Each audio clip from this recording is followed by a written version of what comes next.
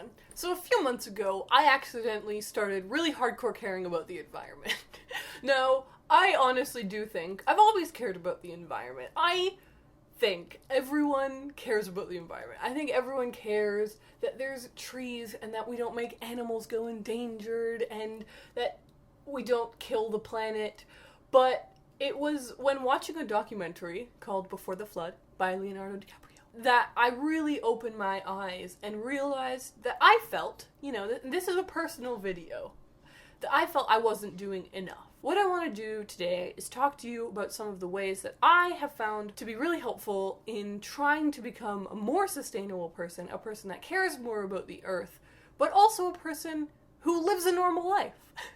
So, in 3 steps, here is my beginner's guide to how to become sustainable. Now, step number 1 is to get educated. I really, truly, 100% believe in the scientific method. The simple concept behind that being, once you learn a piece of new information and you decide that it is true, you have to just abandon everything else and go forward with that new piece of information. So for me, this process was really launched by getting educated and learning information I hadn't had before. Up first, documentaries. These are so good. They kind of work like a movie. They're not that long, they're interesting and have ups and downs, climaxes, and so it feels kind of fun while also being very educational. So like I mentioned, the first one I watched was Before the Flood, and I thought this was super good because it's super simplistic. It really shows you from all over the world what people are doing to harm the environment, but also, and this is really important to me, what people are doing to help the environment. I do not like things that show you all of the problems, but then do not offer you any solution, just leave you hanging in despair. That's not helpful to me. So I really liked this one. Really recommend it. Next up, I watched the infamous Cowspiracy, because in Before the Flood, I learned kind of about how harming the agricultural business is to the planet, and how, raising cattle is super, super bad for the environment, which is honestly something I didn't know much about before. So now I had this new piece of information, and I was like, I've got to look into this more, so I watched Cowspiracy, and it was really, really good. It's honestly similar to a vlog. It's one guy who really cares about the environment and realizes, well, the ways I thought I was trying to save the environment aren't really doing much, and apparently everyone's saying that veganism is the way to go. I'm going to explore this. And it's kind of like a self-documented vlog throughout his way of learning more about the cattle industry, learning more about agriculture and veganism and vegetarianism. One thing I'd like to add is that none of the documentaries I'm mentioning have really horrible graphic imagery. I know a lot of people don't want to watch these documentaries because they're like, I don't want to go inside of a slaughterhouse and see the horrors within. And I understand that. So none of these have that. In Cowspiracy, there is one very sad moment where they kill a duck, but it's very, there's a lot of lead up to it, so you could totally just skip 5 minutes ahead and you would totally miss the entire thing. Really, these documentaries, they're just about information. They're really, really interesting about conversation with scientists and also with not scientists, with people that are just trying to figure this stuff out. The next one I thought was really interesting and I'm recommending to you, but it doesn't have that thing that I liked about Before the Flood, where it shows you the problem and gives you some solutions. This one just shows you the problem, which I think is kind of annoying, because then I finished it okay, I feel like I really learned a lot, but what do I do? But it's called Fed Up, and the reason I mention it is because it really, really made me rethink everything I thought I knew about the grocery store business, and how corporations, like Kellogg's or other corporations I can't think of, Kraft, they don't care about your health. And this one was all about childhood obesity in America. Why has childhood obesity never been a problem before? Well, it must be about something about what they're eating, right? And so it investigates the amount of sugar that we all eat. It's insane. And the final documentary I want to mention is called The True Cost. This one is really great.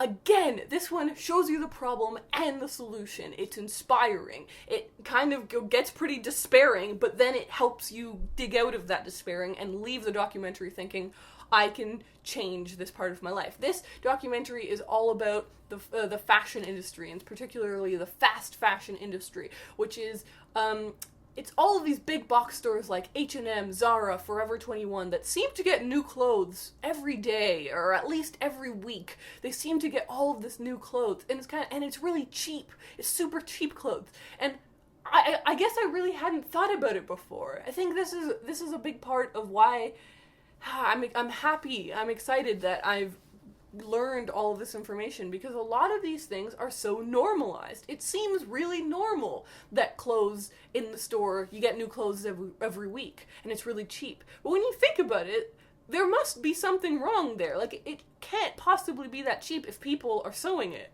So then this documentary really unravels the true cost, the truth behind how clothing is made. And it really made me rethink things. It really made me rethink, like, how do I buy clothes? Why do I need so many clothes? Why don't we repair clothes? So that was a really valuable one. I also, because I'm a book person, want to mention 2 books that I think really tie into this really well. One is one I haven't finished yet, but it's Eating Animals by Jonathan Safran Foer. I'm partway into it, maybe like a quarter of the way into it, and I'm already finding it so valuable, so great. And I think part of the reason is because he really acknowledges the emotional part of all of this. It's all a juggle. There is no white and dark. There's just personal solutions, and it's one step at a time. The other book I want to mention, and hear me out for a second, is The Life-Changing Magic of Tidying Up by Marie Kondo. So everyone's heard of this book. It's about tidying up, cleaning up, decluttering, minimalism. And the reason that I mention it here is because I think being more sustainable, being more caring for the environment comes along, it's maybe is not directly related, but correlated. It comes along with having less. It comes along with being way more conscious of what you own, being way more conscious of the stuff you get and buy and bring into your life, and how you maintain your stuff and how much care you have for your things. So this ideology of minimalism, I think, goes hand in hand, you know? Goes hand in hand with being sustainable. At least parts of the lessons from it. The final thing I want to recommend in this Get Educated section is Planet Earth 2. Holy hot damn! This is great. This is a life changer. I think everyone says this, but I'm gonna really hammer this home. There's 2 reasons to watch this. Number 1, oh my god, you will learn so much about the planet, about weather, about how the animals live. But secondly, you will just marvel at how the hell these people got the shots. It's just, you're watching it and you're like, how did they record that? How did they do it? It's amazing. This Planet Earth 1 is gorgeous and amazing, and I recommend it as well. But, I mean, that was 10 years ago. This has all of the new affordances that new technology allows for. You know, drones and all sorts of newish technology that they're able to use for this. The reason I mention this is because I think part of this is reminding yourself what you're trying to protect and trying to save.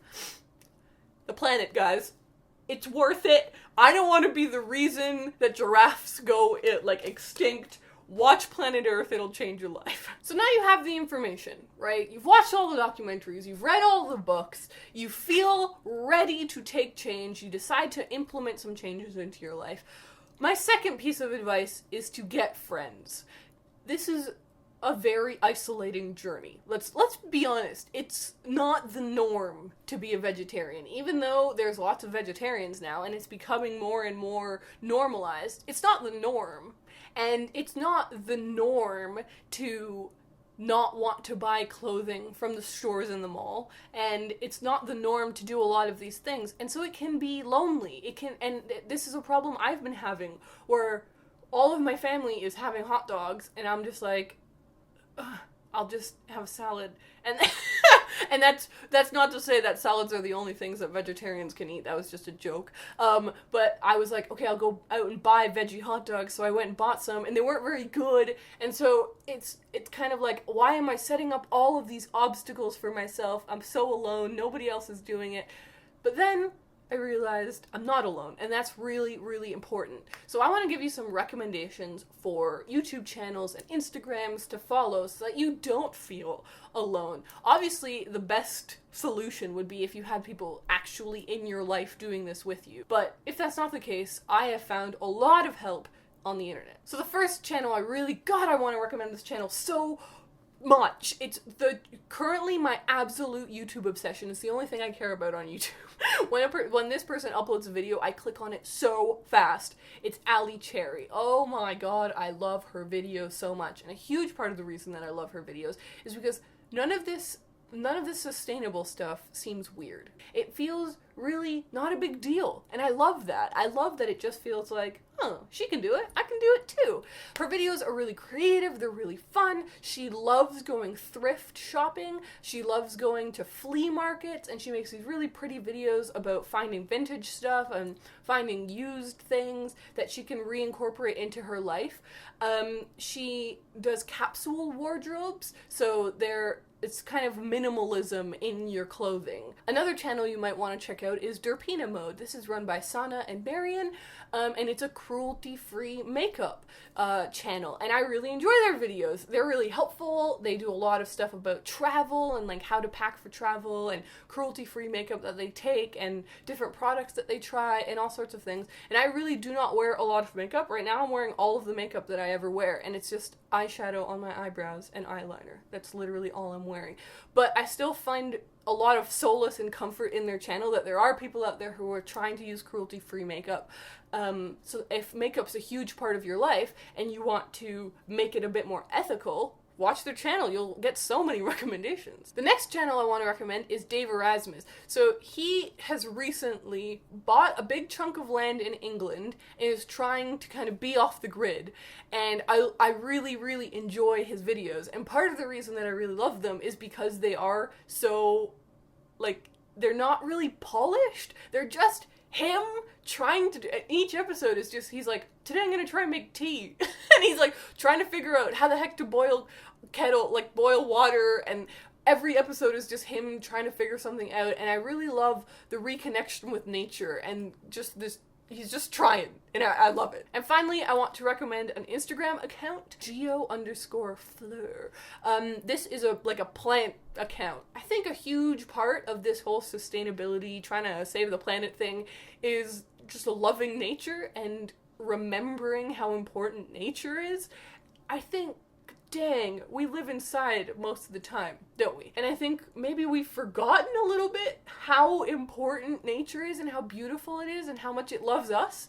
And so this account they post a lot, and whenever I'm scrolling through my Instagram account, I'm like, oh, plants. I do love nature. All of this is worth it. And I'll just keep scrolling. And finally, step 3 is to get supplies. So you're making all the changes, you have the support, you want to make some changes. So one thing is plastic bags are really terrible for the planet. They do not degrade, they cannot be recycled, they just go to landfills and literally just toxify everything. And I'm making really bad, unscientific explanations of all these things, but I will link actual articles and facts down below. But the first thing you can do is get some tote bags, get some canvas bags. And you might be thinking, Ariel, you and your canvas bags are not gonna change the world. You might be right, but if me and a million other people stop using plastic bags, then we will make some sort of a difference. Another thing you get are these produce bags. So these are literally just mesh bags, easy to wash, very breathable, and we've been using these instead of, when you go to the grocery store and you go to like the vegetable section and you get bananas and you put them in those really thin plastic bags, and then you get an onion and you put it in a really thin plastic bag. Don't! Use these instead, or any canvas bag. You don't need to use so much plastic. We don't need to use so much plastic. Speaking of plastic, water bottles. Becoming sustainable doesn't have to be cute. Look at this water bottle. Okay, the plastic bottles might be recyclable, but let's admit we don't recycle all of them. A lot of them get thrown in the trash. But also, plastic caps are not recyclable. So it's just not a good system. And interestingly, in a lot of places, tap water has more safeties put on it than plastic bottles do, like the water in plastic bottles. So a lot of the time, the water coming from the tap is actually better for you than the water in plastic bottles. Again, put facts down below. But yes, this is just the cute plastic bottle I'm using, and instead of I'm also using this one. And finally, I got this, which is ridiculous, but I love it, and I just wanted to show it to you guys, I guess. Like, it's got these adorable bears and a little chicken on it, but it is a cutlery set. It has a little spoon, a little fork, and chopsticks in it. So the idea is that I always have this in my backpack if I go out to eat somewhere, like fast food place, and need to use, like, I'm gonna get a salad, and so I can't just eat it with my fingers. I need a fork. I won't use the plastic fork. I'll just be like, I don't need a plastic fork today, thank you. I have a cutlery set. Perfect. I really don't want this video to be preachy. Live your life the way you want to live your life. We all get one life. I'm just telling you about some of the changes I've made based on a lot of information that I've found. And I'll link it all down below. So I hope that you guys enjoy this video. I'd love to hear if you have any tips on becoming more sustainable down in the comments. And I will see you guys next time. Okay.